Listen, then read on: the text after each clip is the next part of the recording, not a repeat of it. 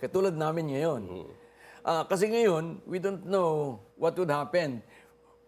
Yung bang nangyari kay President Duterte, mangyayari din sa amin. So that's why I'm glad that nag-come out ng stand si Senator Ping Lacson na there must be an intervention of domestic court before any Filipino citizen would be whisked to the ICC. But, So, sir, I do am you intend to join Senator Bato de la Rosa in his petition for certiorari before the Supreme Court? Well, noon yung una, nung last September, last year, hindi ko nga sinuseryoso kasi wala akong kaalam-alam dito eh. Ngayon, when this is repeated and sabi nila, less redacted, all dun sa less redacted na sa website nila, wala naman akong makita kung ano yung charges sa akin.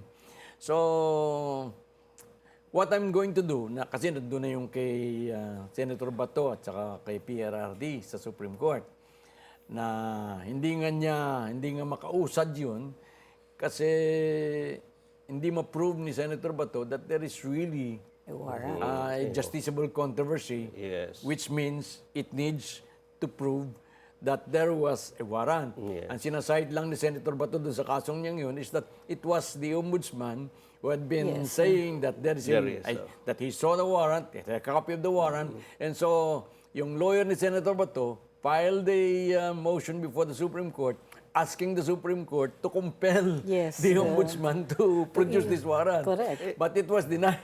Sasabihin ng bunso, wala naman kami dyan. yan ang dilema dito eh. So what I'm going to do, kahapon lang, kasi hapon lang ata ako natauhan eh. Dapat siguro I have also to protect myself. Kaya sabi kong ganyan, well, it is my intention now to draft a petition para for filing before the Supreme Court.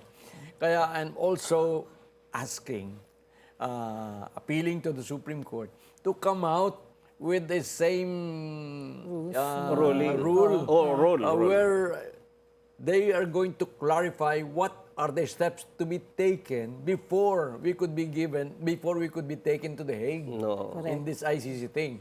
So dapat merong rules on foreign tribunals, trials on foreign tribunals.